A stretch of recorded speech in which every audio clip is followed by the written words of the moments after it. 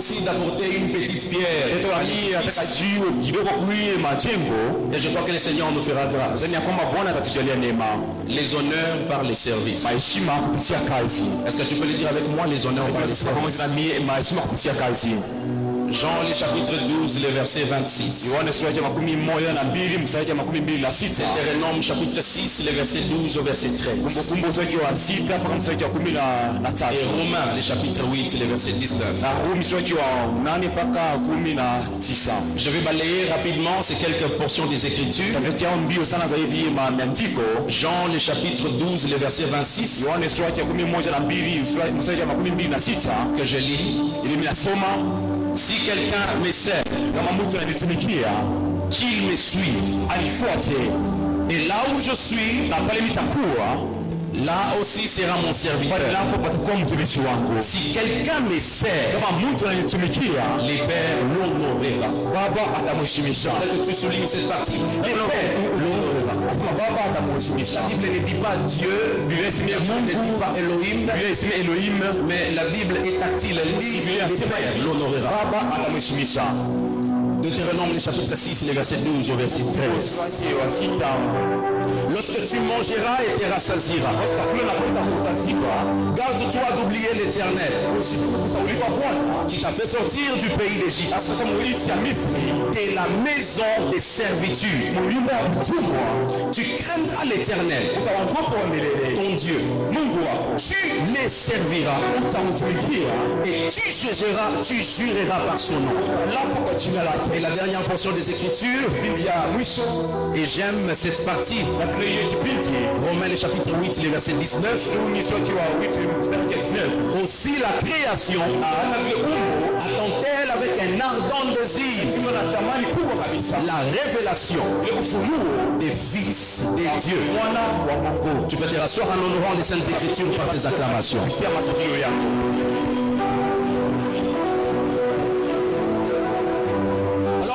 Moi, vous allez remarquer, en lisant ces quelques portions des Écritures, il y a plusieurs concepts qui reviennent et qui sont similaires. Il y a des concepts comme service. Il y a des concepts comme servitude. Ce sont des concepts qui sont revenus.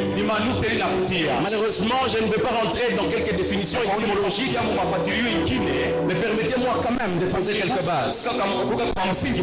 Vous devez comprendre une chose. Il y a une différence entre servir et être sous la servitude. Dieu nous appelle à les servir.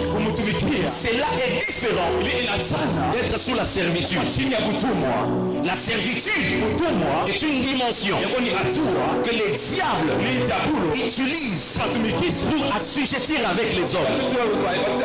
Mais les services, c'est la seule chose que Dieu attend de nous.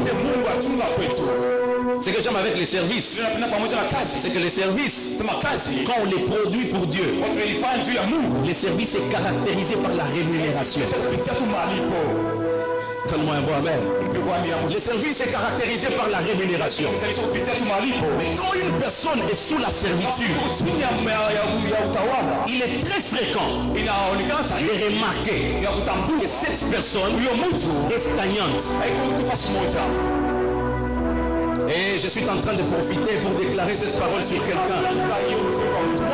Quelle que soit la forme de servitude que tu es entré avec ce matin, les dieux que tu es venu chercher à l'agiter, avant que cette semaine puisse passer, ce Dieu va te faire sortir dedans dans le nom puissant de Jésus. La servitude, pour moi, est caractérisée par un travail inhumain. C'est comme ça qu'on a des chrétiens. Il est intelligent. Il a beaucoup étudié. Mais quand tu regardes sa vie, ça ne correspond pas à la grâce qu'il a, à l'étoile qu'il a et à l'intelligence qu'il a. Cela est normal. Tu es sous la servitude.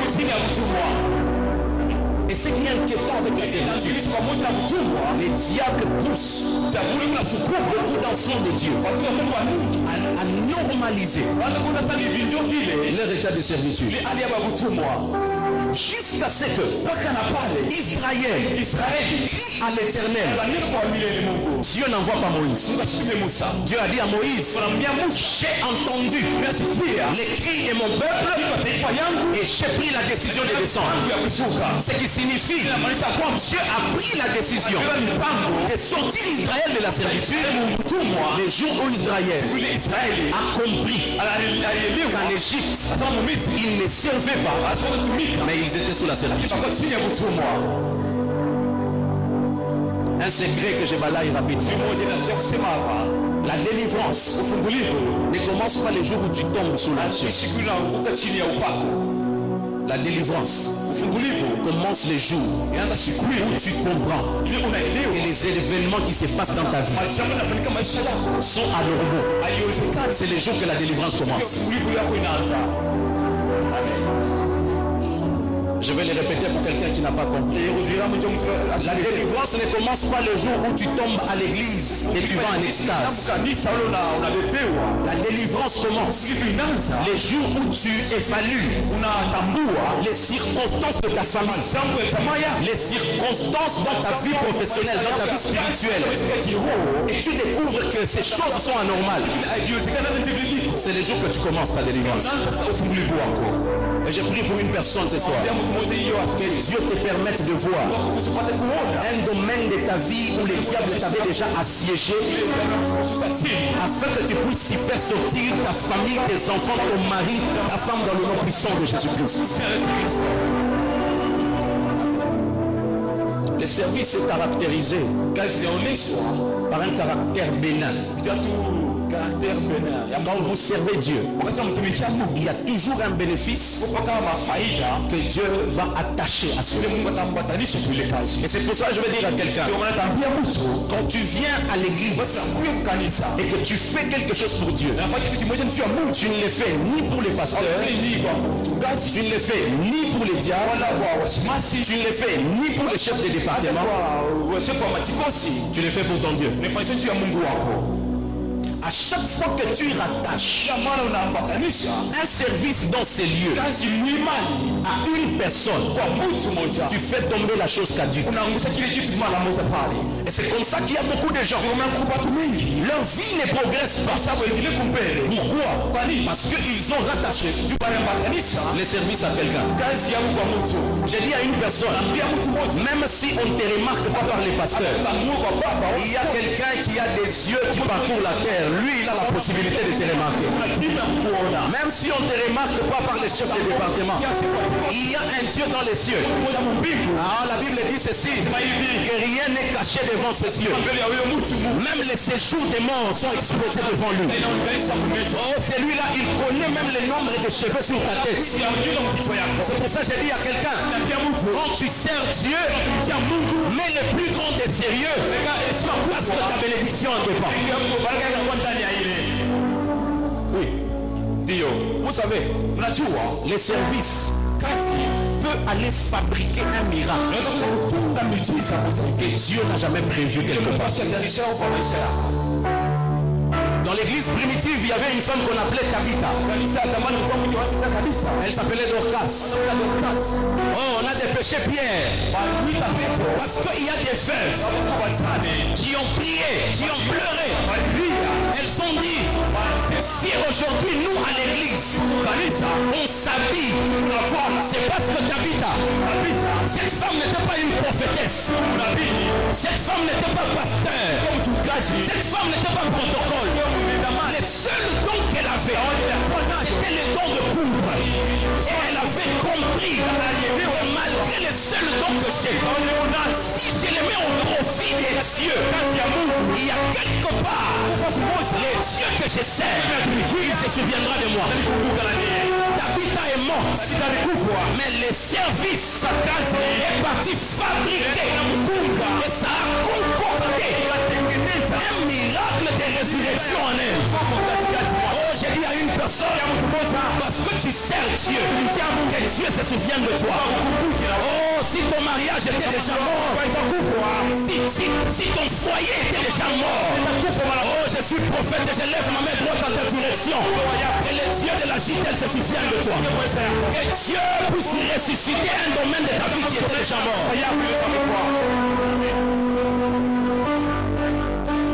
Le service quasi peut improviser. Un miracle. Tu n'étais pas dans l'agenda de Dieu.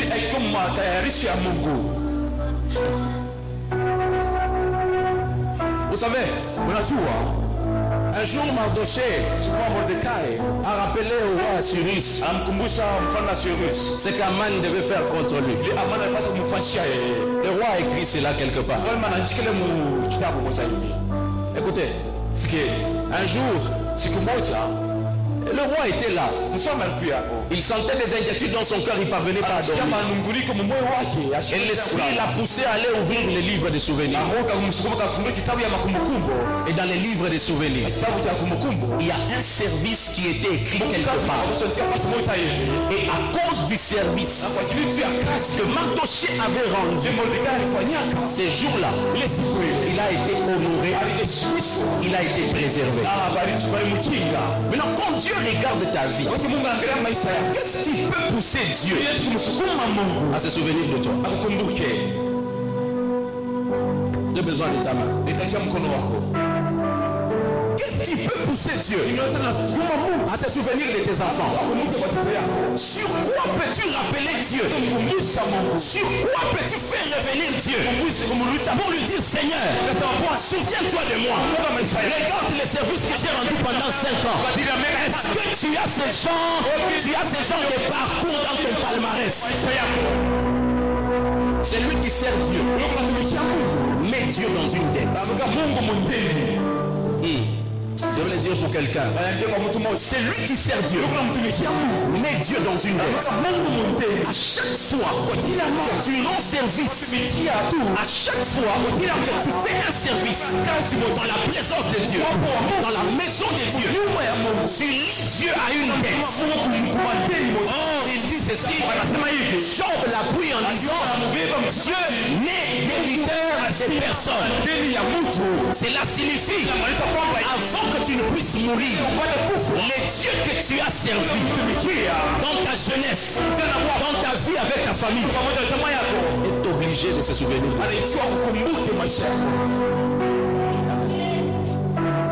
Vous savez, un jour Jésus-Christ n'avait pas prévu de faire un miracle. On lui dit, Seigneur, tu vois les Romains que tu vois là. Il a construit les temples. Et parce qu'il a construit les temples, tu es obligé de faire quelque chose pour lui. Qu'est-ce qui peut obliger ton Dieu de faire quelque chose pour toi? J'interpelle la conscience de quelqu'un. Rappelle-toi du service que tu faisais il y a 5 ans que tu as cessé de faire. Rappelle-toi du service que tu as fait il y a 10 ans que tu as cessé de faire. Rappelle-toi, les dieux que je te prêche, il te dit, tu n'es ni chaud, tu n'es ni froid. Et à cause de ça, je te vomirai. Souviens-toi de ton premier amour. Il y a des gens dans cette église, ils venaient ici prier avec les fils du tonnerre. Mais depuis que Dieu l'a béni, il est devenu trop grand pour la prière. Souviens-toi de ton premier amour. Souviens-toi qu'avant la bénédiction, tu te tenais à la porte pour accueillir les gens. Mais depuis que Dieu t'a béni, tu es devenu trop grand pour te tenir à la porte. Souviens-toi de ton premier amour. Et c'est ça qui nous manque dans l'église. La constance dans les services. J'ai prié pour les gens qui servent Dieu dans cette église. Que Dieu préserve vos cœurs. J'ai prié pour les gens qui se sacrifient matin, midi, soir. Même si vous ne voyez pas encore les résultats aujourd'hui, les dieux pour qui vous vous sacrifiez, ils voient au temps convenable. Il va se souvenir de vous.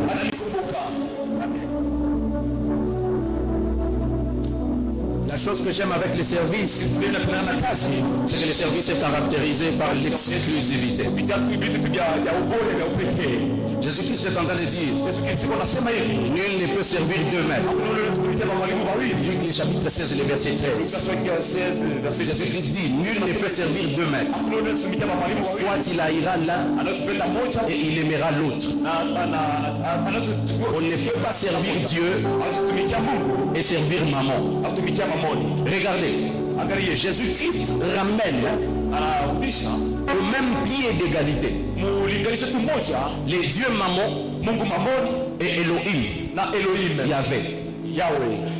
Qu'est-ce qui se passe dans cette histoire? Ce n'est pas Jésus qui essaye de comparer la puissance de notre Dieu avec ces dieux qui s'appellent maman. Non. Il essaye juste de dire que la qualité des services que vous rendez à votre Dieu détermine la puissance que Dieu occupe et la place qu'il occupe dans votre cœur. Donc c'est-à-dire quand par exemple quelqu'un aime beaucoup plus l'argent, c'est-à-dire son attachement détermine la puissance de la divinité qui domine sa vie. Et je prie pour une personne. Je chasse l'esprit d'humilité dans ton cœur. Je ne sais pas ce qui a pris la place de Dieu dans ton cœur. Il y a des gens, au lieu de servir Dieu, tu préfères suivre Novelas du matin au soir. Je prie pour toi que Dieu te délivre dans le nom puissant de Jésus. Il y a des gens aujourd'hui, à cause de certains attachements de la vie, ils ne sont plus là pour le service de Dieu. Je prie que le Seigneur, qui t'a amené ici le matin, qu'il puisse reconquérir ton cœur afin que tu rentres au service où tu es. Le service de Dieu, le service est exclusif. J'aime la constitution congolaise.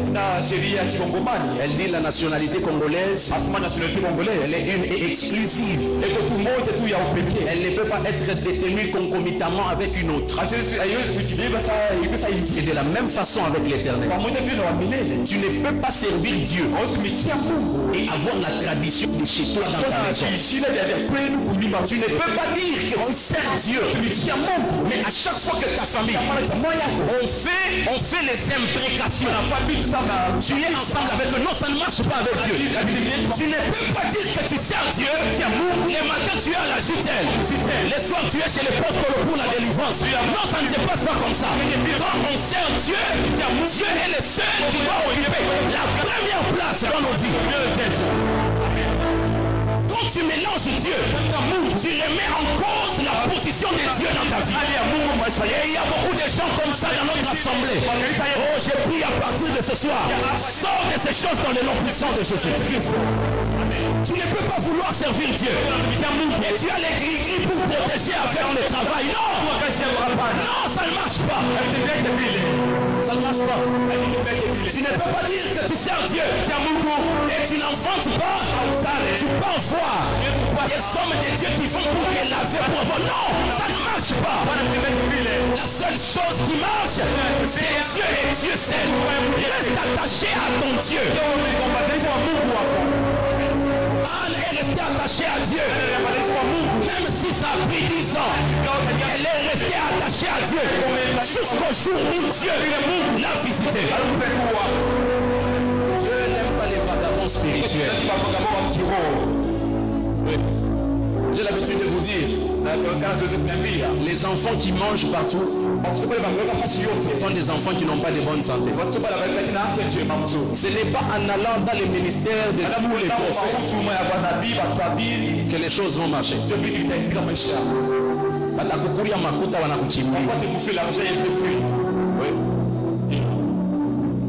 Il peut me donner une parole prophétique, je la garde.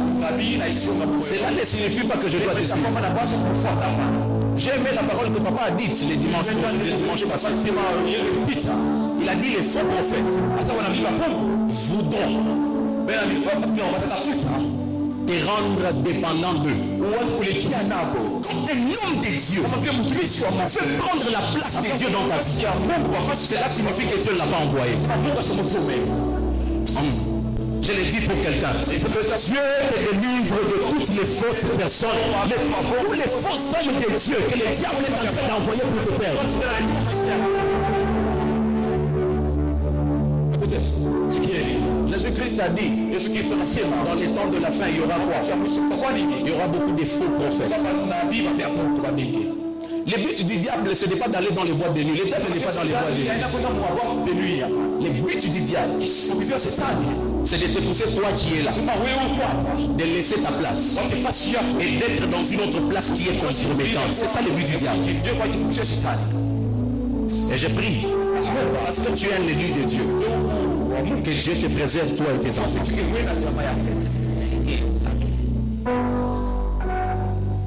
Et la deuxième chose qui caractérise les services, rapidement.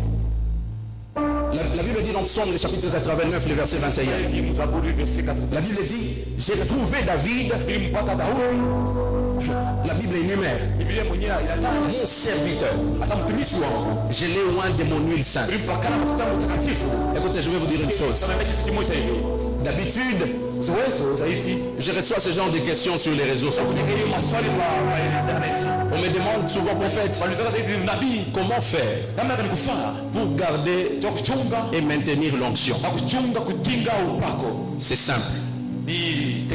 La seule stratégie pour maintenir le flot de l'onction et pour maintenir une onction constante et vivre l'équilibre de la spiritualité, c'est d'être au service. Tout celui qui n'est pas au service met son onction en danger. Dieu ne peut jamais vous oindre pour que vous puissiez être les prophètes de vos enfants. Non, ça ne peut jamais se faire. Dieu vous oint pour que vous soyez au service. Et tout celui qui fouille le service empoisonne son onction. L'onction ne se dilue pas parce qu'on fait quelque chose de mal contre Dieu. Non, Dieu ne se répand pas de ses dons. Mais l'onction commence à disparaître. Les jours où on ne justifie plus sa raison d'être sur notre tête. Et la raison d'être de l'onction sur quelqu'un, c'est le service dans lequel il est. Plus tu sers Dieu, plus Dieu est en train de te oindre. Et j'ai dit quelqu'un à la JTL, si tu veux que Dieu puisse t'impacter, et si tu veux que tu puisses aller loin avec Dieu, sois dans le service. Plus tu es dans le service, plus Dieu continue de déborder l'onction. Je pensais que je m'adressais aux amoureux de l'onction de Dieu. Moi, je suis un amoureux de l'onction. Prenez-moi tout, mais laissez-moi l'huile sur ma tête. Parce que c'est l'onction qui fait la différence. Dans une génération perverse comme celle-ci, si tu n'as pas d'onction, tu vas accompagner les gens. Ah, j'ai dit à la JTL, gardons l'huile qui est sur nos têtes. Gardons l'huile qui est sur nos têtes. C'est que Dieu a mis sur nos têtes. Les gens vont chercher cela dans des montagnes. Les gens vont chercher cela dans des retraites. Garde l'huile par les services. Garde l'huile. C'est que j'explique là. Même dans le football, c'est la même chose. Quand un joueur est gros sur les bancs et qu'il ne joue pas fréquemment, les jours qu'il va entrer sur le terrain, est-ce que ne peut les reconnaître? Les services multiplient l'onction. Plus tu les fais pour Dieu, plus Dieu te multiplie. J'ai dit à une personne que Dieu multiplie tes dons, que Dieu multiplie tes talents, que Dieu multiplie ton ministère. Oh, j'ai dit à une personne que Dieu multiplie ce que tu as au-dedans de toi. Yes. Regarde ton voisin. Dis-lui, Dieu va te multiplier à cause du service. Si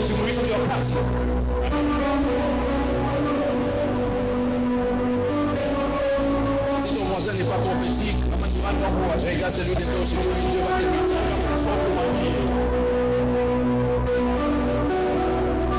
Alors, ça, le premier point que j'aimerais que nous puissions voir ce matin, c'est même mon thème de ce matin.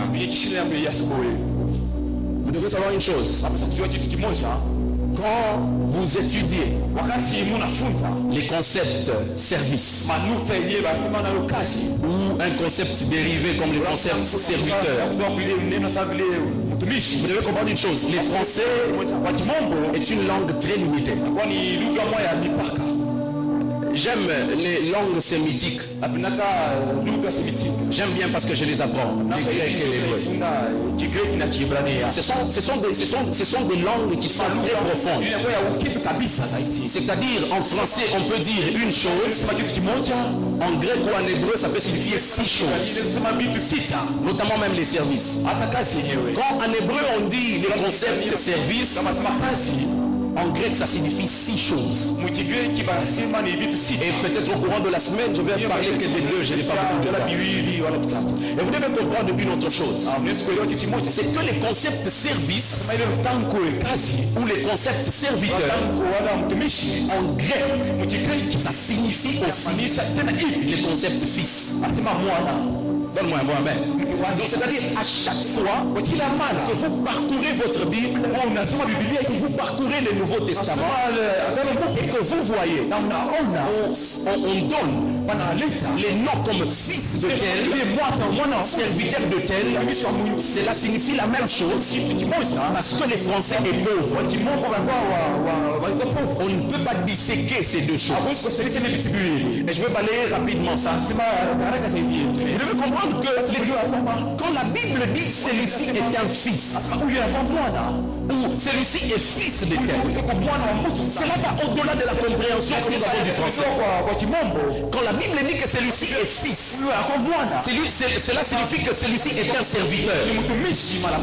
Chez les Grecs qui parlaient araméen ou chez les Hébreux, on ne pouvait pas dissocier les concepts fils et les concepts serviteurs.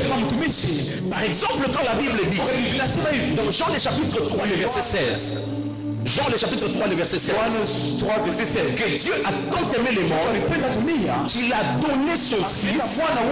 Normalement, quand vous rentrez dans la langue grecque, cela signifie païs. Et païs signifie serviteur. Donc c'est-à-dire quand Dieu a aimé le monde, il a donné pas seulement que son fils, mais son fils avait un caractère de serviteur afin que le monde soit sauvé. De façon, pour mieux servir Dieu, c'est d'être fils. Je ne dis pas enfant de Dieu, je dis fils de Dieu. Parce qu'il y a une différence, spirituellement parlant, entre les concepts enfant et les concepts fils. Quand la Bible dit que celui-ci est un enfant, cela signifie que cette personne est une progéniture. Mais quand la Bible dit que celui-ci est un fils, cela est un concept beaucoup plus évolué. Cela signifie que celui-ci n'est pas seulement que ma progéniture, mais il porte ma mission. Il porte ma vision. Il porte mon ADN. C'est pour cela, par exemple, dans Luc le chapitre 15, quand la Bible parle du fils prodigue, la Bible ne l'appelle pas enfant, mais la Bible l'appelle fils. Parce qu'il était dans la maison de son père, en train de travailler pour son père. Tu ne peux pas être dans la maison de Dieu en train de croiser les bras. Dans les systèmes de Dieu, ça n'existe pas. Dieu n'aime pas une chose, les manques d'activité. C'est-à-dire quand tu t'appelles fils de Dieu et tu dans la maison de Dieu, la chose à laquelle tu es appelé, c'est le service. J'encourage quelqu'un parce que tu es fils du Très-Haut. Sois dans la mission. Vous savez, quand on est fils, on reproduit ce que le père fait. On a beaucoup de gens dans l'église. Ils disent, spirituellement je ne suis pas fort. Spirituellement je ne sais pas faire ça. Mais c'est normal. Tu ne te positionnes pas comme fils de Dieu. Parce que quand tu es fils de quelqu'un, tu portes sa mission, mais tu portes aussi son mandat. Donc ce qui signifie, c'est que le Père est censé faire, toi tu es censé le faire ici sur la terre. C'est ça la dimension du Fils. Et le plus grand travail que le diable fera contre votre vie, c'est de remettre en cause votre identité de fils. C'est pour cela, dans Luc le chapitre 4, il vient vers Jésus. La première tentation, il ne lui dit pas quoi que ce soit. Il lui dit, si tu es fils du Dieu, transforme cette pierre en bois, cette pierre en pain. Parce que tout simplement, les buts du diable dans nos vies, ce n'est pas de nous empêcher de nous marier, ça c'est trop bas. Ce n'est pas de nous empêcher d'être riches, ça c'est trop bas.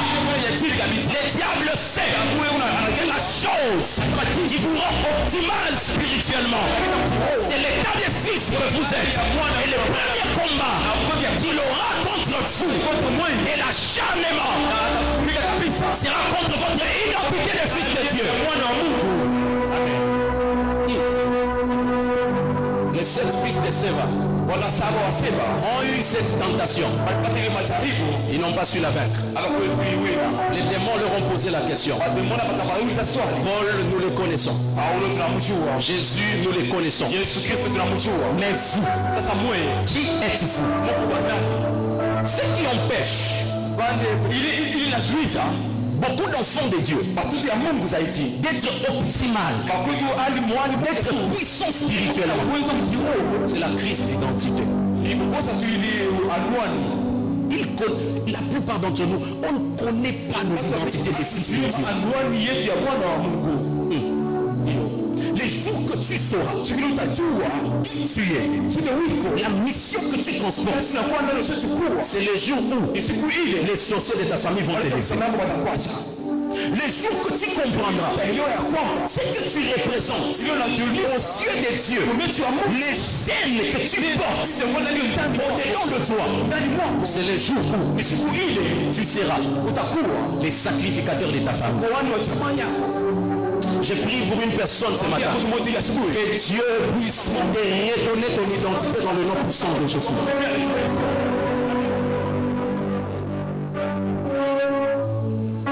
Écoutez, ce qui est Luc le chapitre 20, le verset 13. J'aime cette parabole parce qu'elle illustre beaucoup plus la définition du concept fils. C'est la parabole de la vigne du vigneron. Jésus-Christ explique aux pharisiens qu'il y a un monsieur qui avait sa vigne. Il y avait mis des intendants. Mais à chaque fois qu'il envoyait ses serviteurs étaient tués. Il s'est dit, j'enverrai cette fois-ci mon fils, pas mon enfant, mon fils. Parce que dans la stratégie spirituelle de Dieu, Dieu n'envoie que ses fils. Des gens qui sont prêts à transporter la cause du ciel sur terre. Dieu s'est dit, je vais envoyer. Le roi s'est dit, je vais envoyer. Parce que c'est mon fils. Ils vont les respecter. Le monde ne va pas vous respecter parce que vous avez l'argent. Le monde ne va pas vous respecter parce que vous êtes joli. Le monde ne va pas vous respecter parce que vous êtes imposant. Le monde va vous respecter seulement les jours où vous allez manifester votre identité de fils de Dieu. C'est là que les honneurs commencent. Les honneurs commenceront dans nos vies.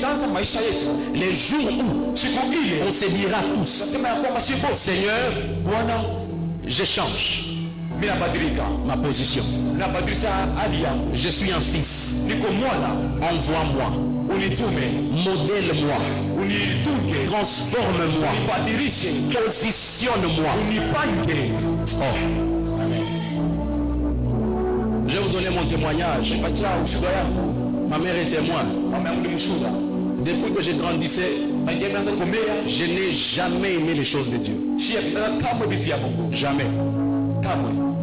Je me rappelle à l'école où j'étais à Lubumbashi, il y avait une monitrice. J'ai béni l'école de dimanche en passant. L'école de dimanche fait un grand travail. Cette monitrice, paix à son âme, à chaque fois qu'il fallait choisir les enfants qui devaient parler devant les grands auditoires, elle me choisissait. Et j'étais furieux. Je lui disais, moi, je ne serai jamais un homme de Dieu. Moi, je serai un rappeur. Je lui disais ça chaque fois. Elle était obstinée. La plupart des versets que je connais aujourd'hui, c'est elle qui avait poussé à retenir. Et j'étais furieux contre elle. À chaque fois que les hommes de Dieu passaient à la maison pour voir ma mère, on lui disait cet enfant c'est un prophète. Et quand j'entendais ça, j'étais furieux. Mais les jours où il a plu à Dieu de me sauver par la grâce, c'était difficile, j'ai passé des années pour accepter cette charge. Mais je me rappelle toujours de cette parole. Dieu m'a dit, je serai avec toi parce que tu es mon fils. Les jours que j'ai accepté cela, j'ai vu la main de Dieu dans ma vie. Quand vous acceptez votre identité, Dieu vous prendra en charge. Quand vous acceptez votre identité, Dieu s'occupera de vous former. Et je prie pour une personne. Peut-être que toi aussi tu es en train de résister à l'appel de Dieu. Tu te dis, est-ce que je serai assez fort? Est-ce que je serai assez puissant? Est-ce que vraiment Dieu m'a appelé? J'ai une très bonne nouvelle pour toi. Dieu te connaît. Il te parle comme il parle à Jérémie.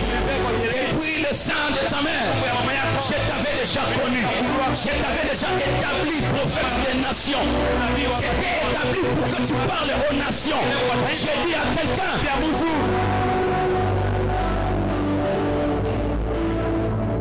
ton appel avait précédé ta conception. Amen. Dieu t'avait déjà appelé comme son fils. Depuis l'éternité, tout ce qu'il attend de toi ce matin, c'est que tu dises à Dieu, Seigneur, je vais éviter de lutter avec toi. Me voici. Est-ce que tu peux dire avec moi, Seigneur, me voici? Seigneur, me voici pour ton œuvre. Écoutez, tant que vous fouillez votre identité des fils de Dieu, vous fouillez les chroniques, vous fouillez les livres et les annales.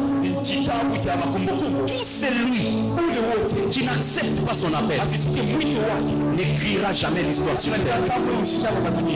La seule façon de laisser des traces sur la terre, c'est d'accepter son appel. Si tu n'acceptes pas ton appel, il te sera difficile d'impacter ta génération. Oh, j'ai vu ici à la JTL une génération de gens que Dieu était en train de choisir, des gens que Dieu était en train de sélectionner. Et Dieu m'a dit, tu vois eux, j'ai pris la décision de faire d'eux les prémices des gens qui vont impacter dans leur travail, dans leurs études, dans leur famille, des gens qui viendront de nulle part en train de faire des choses qui n'ont jamais été faites auparavant parce qu'ils sont les enfants de Dieu. Oh, la Bible est en train de dire la création attend avec un ardent désir la révélation des fils de Dieu. Le monde n'attend que vous. Vos familles n'attendent que vous. Si vous ne vous levez pas, une génération risque de mourir. Si vous ne vous levez pas, une génération risque de périr. Oh, je m'adresse à cette génération. C'est vous que Dieu cherche. C'est cette race que Dieu cherche. Oh. Dieu a dit à Élie, Élie, tu n'es pas le seul. Je me suis déjà réservé une race de 7000. Ces 7000 là n'ont jamais fléchi les genoux devant Jézabel. Oh, c'est de cette génération que je parle. La génération des 7000. Une génération de jeunes gens. Une génération de mamans. Une génération de papas qui sont en train d'accomplir avec Dieu les choses que leurs parents n'ont jamais accompli. Des choses que certains hommes de Dieu n'ont jamais accompli. Je parle à cette génération-là. Yes.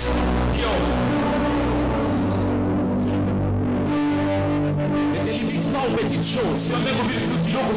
Quand tu es fils d'un roi, il se fait quand tu deviens roi. Il s'appelle les lions de la tribu de Juda. Par ricochet, moi aussi, je vais grogner comme un lion. Parce que mon père est un lion. Ah, je m'adresse à cette génération. Le temps vient de venir. Le temps vient de venir. Manifeste ton identité. Le fils d'un lion est un lion. Le temps vient de venir où je dois grogner spirituellement. Où je dois régir spirituellement. Parce que mon identité et même mes chaînes me donnent cette capacité.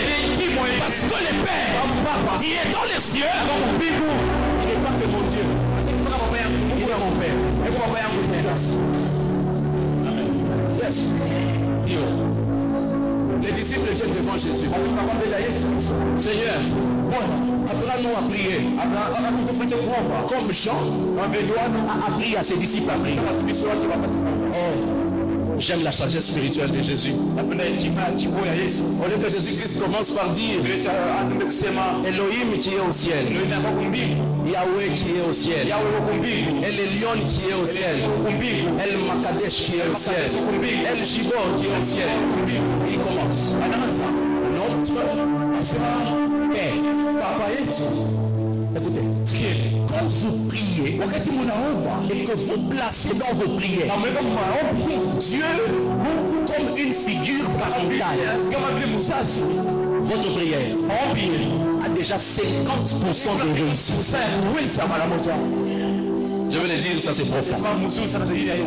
Si tu commences ta prière en considérant l'entité envers laquelle tu t'adresses comme une figure paternelle, tu as déjà 50% de probabilité de réussir. Parce que Jésus-Christ essayait de leur dire, si Dieu, vous les considérez comme votre Père, directement, vous les positionnez comme une personne qui est censée faire quelque chose dans vos vies. Il va plus loin. Il dit, combien même vous, dans votre méchanceté, lesquels d'entre vous, si son fils lui demande du poisson, lui donnera-t-il un serpent? Ou s'il lui demande une bière, il lui demande un pain, lui donnera-t-il une bière? Jésus essayait même de dire que les figures paternelles que vous avez sur terre sont beaucoup plus méchants que les dieux que je vous présente. Lui, c'est un père par excellence. Parce qu'il connaît même vos besoins. Quand vous dormez, lui, il ne dort pas. Quand vous amenez les enfants à l'école, même en votre absence, lui, il est présent. Oh, amen. Il t'a dit que les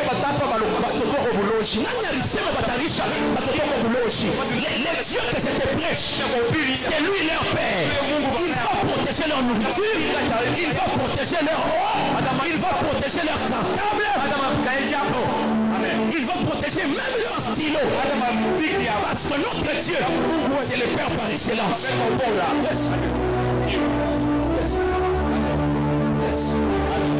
Même si il va arriver qu'ils vont mettre la nourriture ensorcelée dans leur bouche, toute arme forgée contre eux sera nulle et sans effet. Parce que leur Père est aussi un chef d'armée quelque part.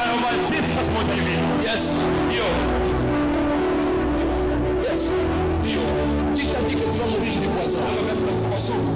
Qui t'a dit que tu vas t'empoisonner la Jésus-Christ n'a pas dit que vous ne serez pas empoisonnés. Jésus a dit, on va même vous empoisonner, mais les effets du poison n'auront rien contre vous. Oh, j'ai dit à une personne, même s'il va arriver que on va faire des implications contre toi, ton Père veille sur toi. La Bible dit, il ne sommeille ni ne dort. Jésus a dit à ses disciples, je serai avec vous tous les jours jusqu'à la fin du monde. Yes. Parce que le Dieu le Seigneur est un Dieu redoutable.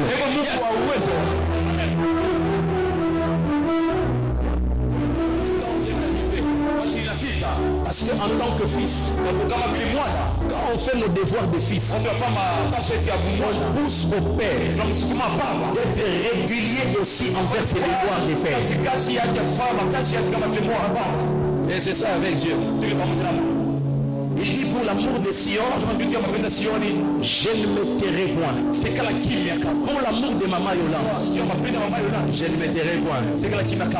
Pour l'amour de Papa Jamal, je ne me tairai point. Pour l'amour de Papa Jirès, je ne me tairai point. C'est votre Père qui est en train de vous parler.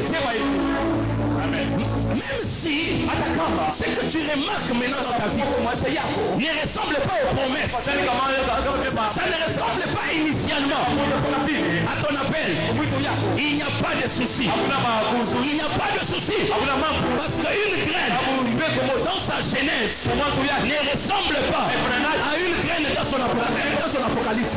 Je peux commencer graine et 2 mois après je deviens une plante. C'est lui qui avait ma photo de graine. S'il se base seulement sur ma photo, il risque d'être confus. Oh, je parle à quelqu'un ce matin. Je parle à des fils. Vous êtes la lumière du monde. Je suis attend que vous entriez dans le monde, que vous puissiez l'influencer. Il y a des évangiles qui sont tellement puissants parce que vous avez influencé quelque part. Votre influence prépare votre terrain. Quand vous êtes influent, il y a des terrains. Vous n'allez pas beaucoup suer. Parce que votre influence vous a déjà précédé. Oh, j'ai prié pour la JPL. L'influence n'est pas un péché. L'impact n'est pas un péché. Pas seulement que nous allons impacter, mais nous allons changer cette vie. Pas seulement que nous allons changer cette vie. Nous allons changer cette nation. Il n'y a que les fils de Dieu qui ont la possibilité de changer une nation. Ce n'est pas une banque qui va déterminer notre bénédiction ou nos avoirs. Ce n'est pas un parti politique qui va le faire. Ça sera à cause de notre identité. Nous, en tant qu'enfants de Dieu, à cause de notre impact, nous n'allons pas subir les choses que le monde est en train de subir. Ton chaîne était un lieu prophétique en Égypte. Quand tout le monde était frappé en Égypte, Goshen était intacte. Goshen est la préfiguration prophétique des fils du Très-Haut. C'est-à-dire la sécheresse peut être partout. Mais quand je suis fils, les pères me donnent les pains quotidiens. Quand je suis fils, même étant dans les déserts, le Père fait tomber la main. quand je suis fils, même quand je suis dans le désert, le Père fait jaillir de l'eau dans un rocher. Quand je suis fils, même quand je suis dans le désert, je n'ai pas besoin de torches. Le Père est une colonne de feu pendant la nuit. Quand je suis fils, même quand je suis dans le désert, le soleil peut frapper partout. Mais moi, la nuée, je suis sous la nuée. Rien ne peut m'arriver. J'aime la profondeur de la Bible. Vos pères dans les déserts, ils ont marché pendant 40 ans. Même leurs semelles n'ont pas été hissées.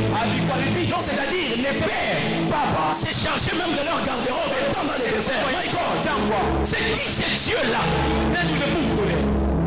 Quand tu es ton père, il y a des choses qu'il te donne comme bonus. Il dit, regardez les lys de la vallée. Regardez les lys de la vallée. Ce sont des fleurs. Il dit, elles ont été revêtues. Il dit quoi? Même Salomon dans sa gloire n'a pas été revêtu comme une fleur.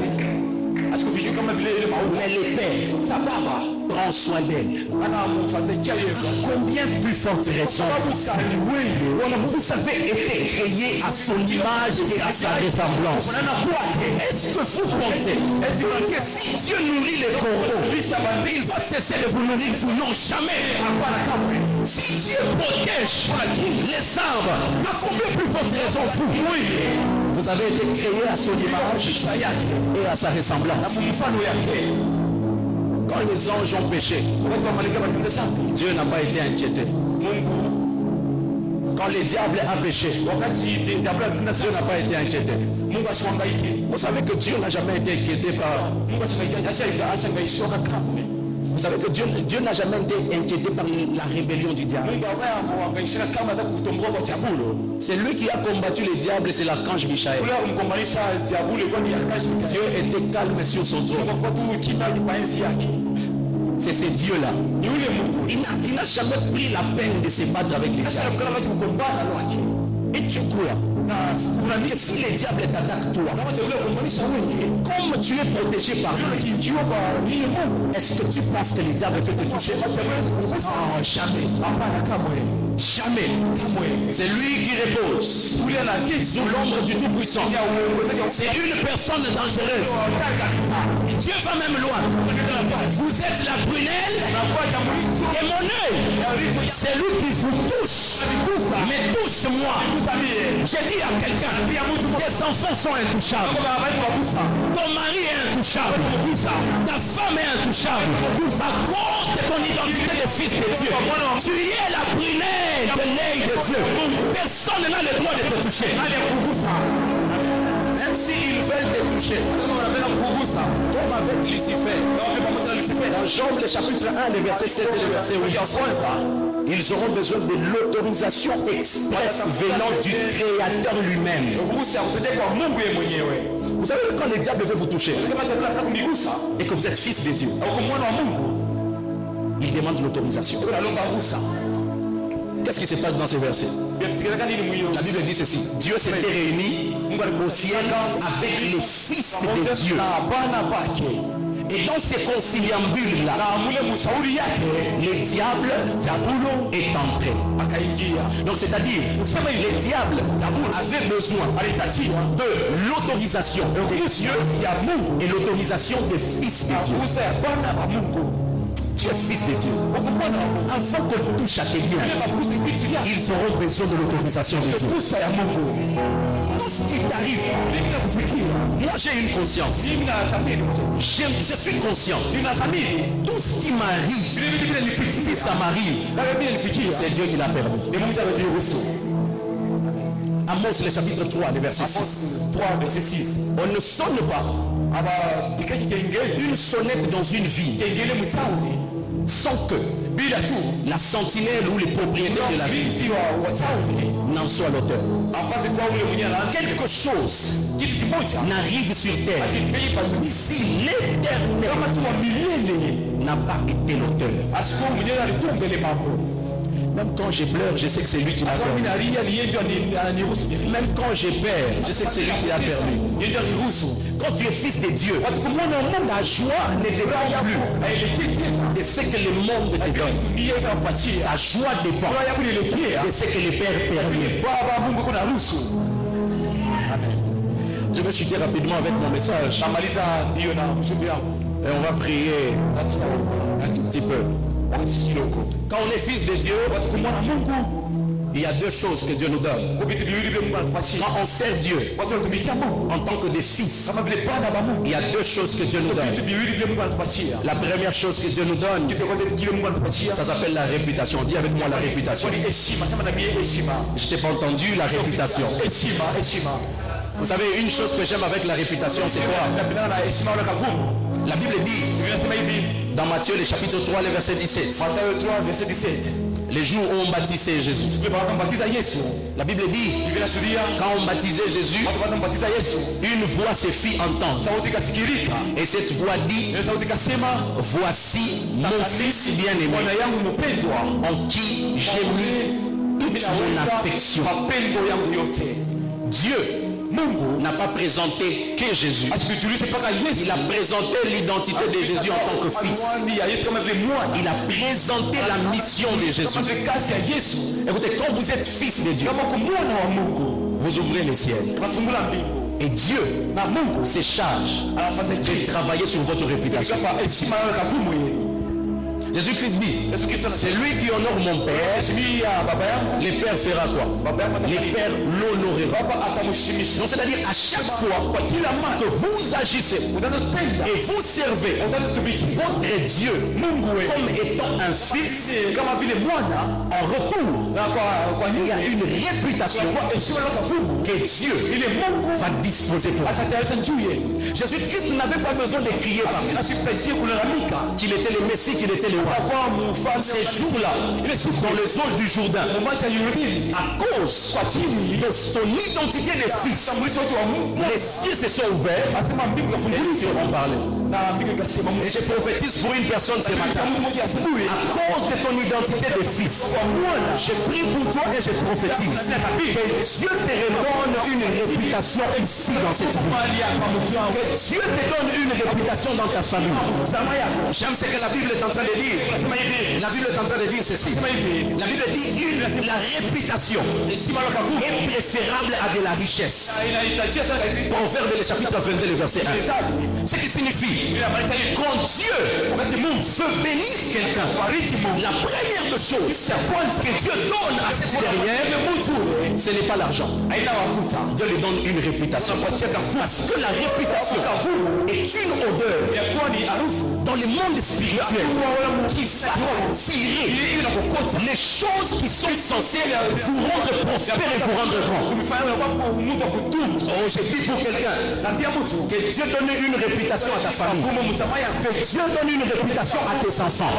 Je prie, si ta réputation était déjà partie, il n'y a pas de problème. À cause de ton identité de fils, ce matin que Dieu change ta réputation dans le nom puissant de Jésus. Vous savez, en matière de réputation, Dieu peut permettre que même en étant fils, on puisse être sacrifié, on puisse passer par des choses on ne sait pas expliquer. Ah, mais ce que j'aime, les dieux des stratégies et les dieux des stratégies, parce qu'il est notre Père, il se charge lui-même de travailler pour que notre réputation puisse être changée. J'ai dit à une personne, Jésus était le fils de Dieu, mais ce jour-là, à la croix, on l'a dépouillé. Il est resté nu à la croix pendant plus de 3 heures. Les gens se moquaient de lui. On disait, regardez, lui qui guérissait, lui qui opérait des miracles. Mais regardez aujourd'hui, il est un signe de honte. Mais gloire à Dieu. Quand on est fils, Dieu change notre habit de honte à notre habit de joie. Oh, j'ai dit à quelqu'un, Dieu ici dans cette ville où tu as été méprisé, où tu as été rejeté, c'est même Dieu là se chargera de ta réputation. Oh, les mêmes personnes qui se sont distribuées la vie de Jésus, le Fils de Dieu, ce sont les mêmes personnes qui sont partis voir les sacrificateurs pour annoncer celui que vous avez humilié, celui que vous avez enterré, les voici, il est ressuscité. Enterrez-nous, c'est normal, enterrez-nous. Les fils de Dieu, quand vous les enterrez, vous êtes en train de travailler au plan de Dieu pour eux. Plus vous les enterrez, plus vous les poussez à exploser. Vous n'avez jamais remarqué ni wale watoto wanateswaka sio wanakuyaga watoto mumaisha wa kawaida. Mtoto ule kabulaka kintu chote anamukate kubukubu ashibiriwe zake. Watoto wale wanangusha yasho analuka senje ekuna fakia anapita bandu kwake. Ce sont les enfants qui vont loin. Je parle à un enfant dans la maison. Je parle à un enfant dans la maison de son père. Il n'y a pas de souci. Dieu a dit, les plus petits seront les plus grands. Tu te dis, naluka shisemake, nakutabiri shibio zake, nakubiri shibio zake. Il n'y a pas de souci. Le Père que je viens de prêcher, ce Père-là, il a la possibilité de ramasser les pierres. Jésus est capable de ramasser une pierre et de donner cette pierre comme enfant à Abraham. Il dit ça aux pharisiens. Il dit, vous vous frappez la poitrine. Dieu a la possibilité de vous tuer vous tous. Vous tous et même de vous supprimer. Et de prendre les pierres et les susciter pour devenir des enfants pour Abraham.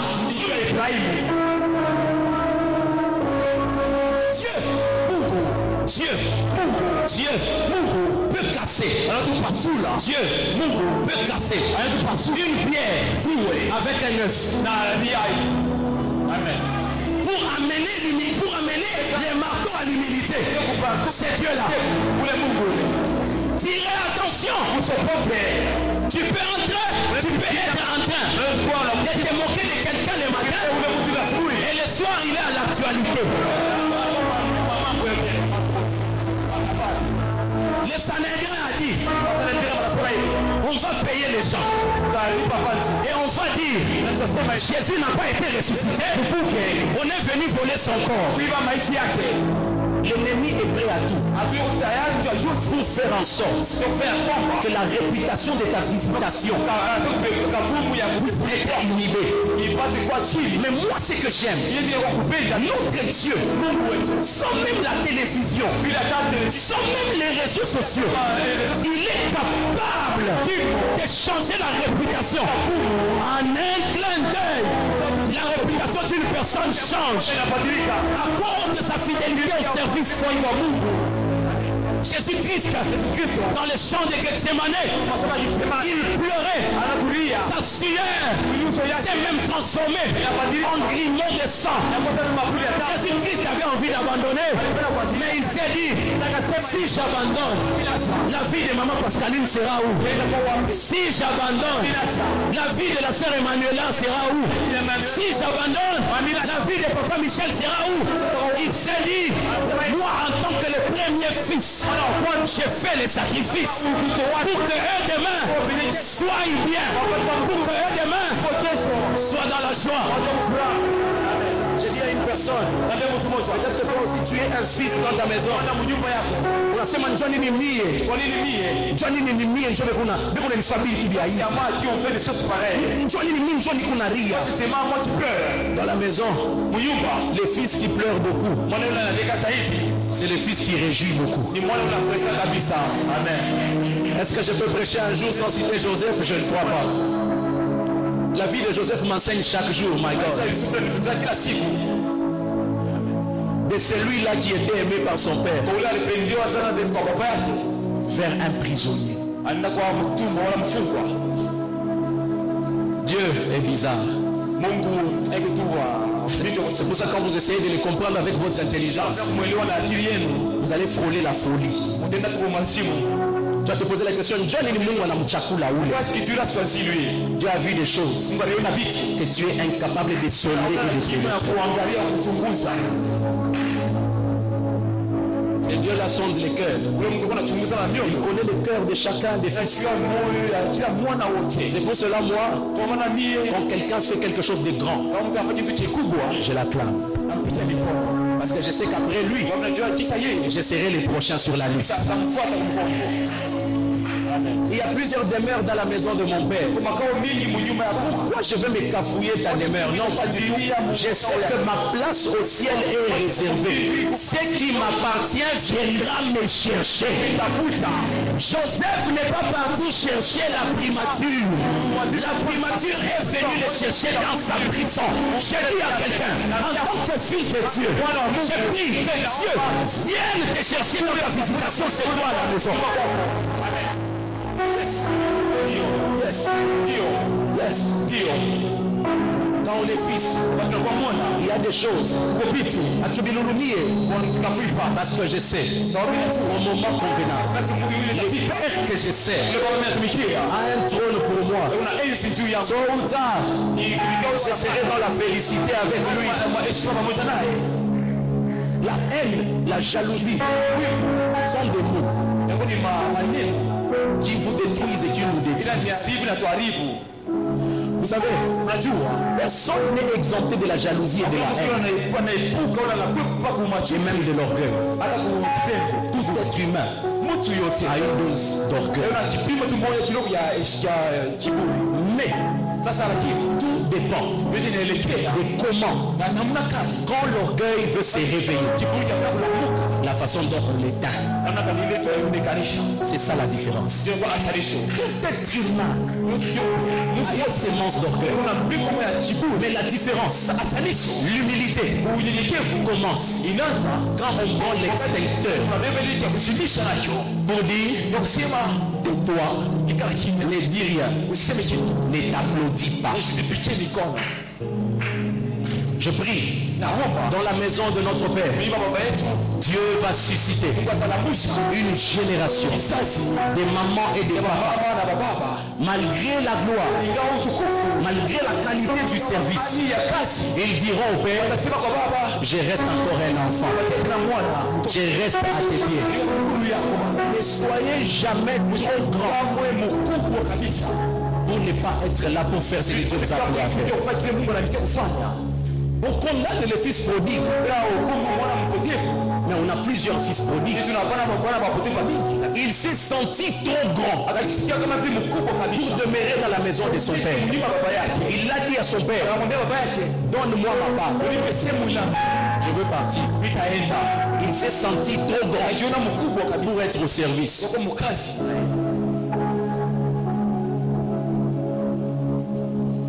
L'orgueil spirituel, ce n'est pas quand on se frappe la poitrine.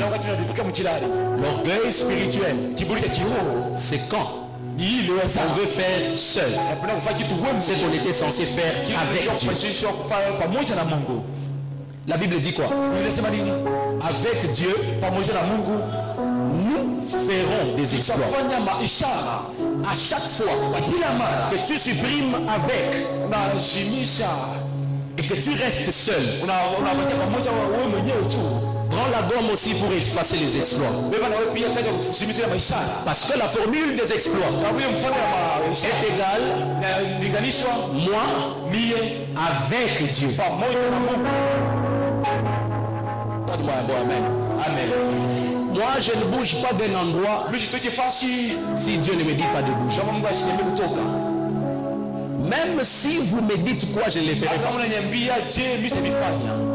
Je me rappelle, quand j'ai fini mon cycle de graduat, j'étais en prière. Dieu me dit, tu ne fêtes pas, tu ne vas pas à la collation, tu ne fais pas des fêtes. Mon directeur appelle, je dis, c'est Dieu qui m'a dit. Tout est passé. Et Dieu qui vient après qui me dit, tu sais pourquoi j'ai permis que tu ne fasses pas cette fête? Parce que si tu avais fait la fête, il y a une personne qu'on avait déjà envoyée avec la poudre. Si cette poudre avait touché ta tête, ta vie allait s'arrêter. Un secret spirituel. Quand votre père vous interdit quelque chose, c'est pas par méchanceté, c'est par prévention. Des fois on se dit, pourquoi Dieu ne m'a pas donné cette chose? Pourquoi Dieu ne m'a pas donné cette promotion? Pourquoi Dieu ne m'a pas donné cette dimension? Tout ce que Dieu ne te donne pas te protège. Oh, je dis à une personne, sois consolé dans ton cœur, parce que ton père te connaît très bien. Il sait ce qui est bien pour toi et il sait ce qui est mal pour toi. Et je suis en train de prier. Je me tiens comme prophète dans cette assemblée et je prophétise que tout ce que Dieu avait en réserve pour toi, en tant que son fils, je prie que ça vienne pour te chercher. Tout ce que Dieu avait en réserve pour tes enfants, je prie que ça vienne te chercher. Tout ce que Dieu avait en réserve pour ta maison, pour ton mariage, pour ton ministère, la saison vient d'être ouverte et Dieu te localise. Le Dieu que je te prêche, il ne rate jamais l'adresse, il connaît l'adresse de tout un chacun. J'ai dit, je sens cette saison ouverte et j'entends Dieu me dire, je connais l'adresse de tout un chacun et moi Dieu, je prends la décision d'ouvrir cette saison. Je prie que cette saison entre dans ta maison, que cette saison entre dans tes enfants, que cette saison entre dans ton travail. Le temps vient d'arriver. Tu as été pendant longtemps dans les temples. Tu as prié, tu as cherché Dieu. Tu te poses même des questions. Seigneur, ne suis-je pas ton enfant? Non, j'ai une bonne nouvelle. Il y a un message pour toi ce matin. En tant que fils, que Dieu se souvient de toi. Peut-être que tu es comme Siméon. Dieu t'avait promis que tu ne mourras pas sans pour autant voir le salut avec tes yeux. Tu es même avancé en âge. Tu te poses la question, est-ce que la promesse va arriver? J'ai une bonne nouvelle. Dieu m'a envoyé ce matin. Il est prêt à te visiter. Sois permanent. Persévère dans ta marche. Persévère dans ta marche. Persévère dans ta marche. Continue de chanter. Continue d'être protocole. Continue de t'enchaîner. Continue de balayer. Continue de faire ce que Dieu t'a appelé. Parce que la saison est proche. Oh, je suis en train de prier. Ce matin que Dieu ouvre le livre des annales. Toi qui as fait 10 ans en ces lieux. Toi qui as fait 20 ans en ces lieux. Toi qui as été ici pendant 5 ans. Pendant une année. Le livre des annales est en train de s'ouvrir. Le Dieu que tu as servi puisse se souvenir de toi.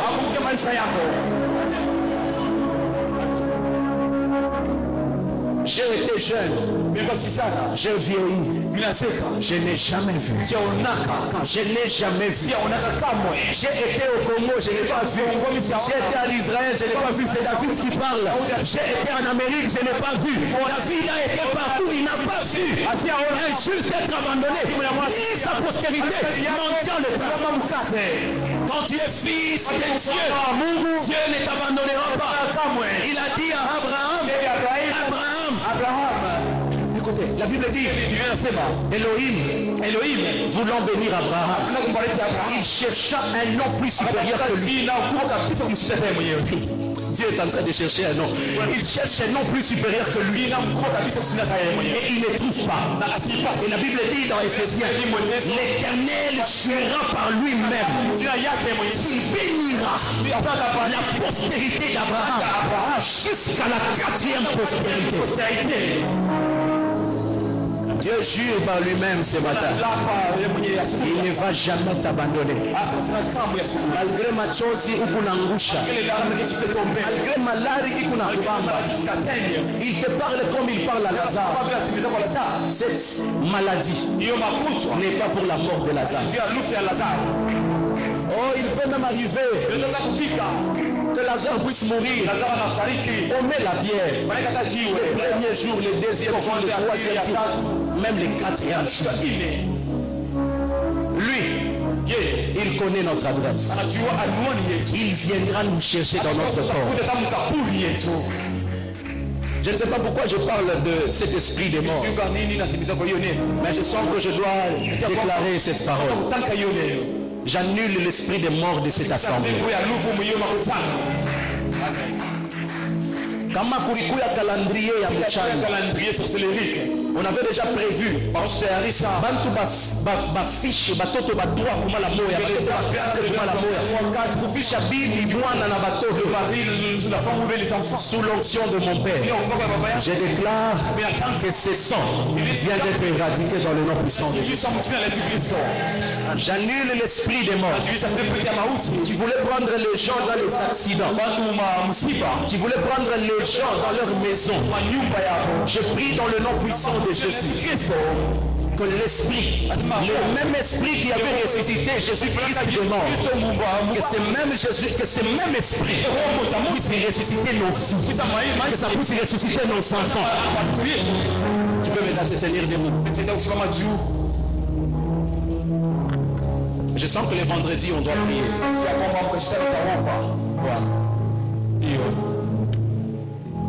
Depuis que je me tiens ici sur cette chair, je sens ça. Je sens un sacrifice dans le monde des ténèbres sur une famille. Mais on va prier. Dieu est notre Père. Ashite-toi cha tukufu kumigano ya bantu. Ashite-toi cha bantu bamuchanga batukurie. Oh, quelqu'un m'a pas compris. J'ai dit ashite-toi cha bantu bamuchanga batukurie. Amen. Yes. Le vendredi, on va prier.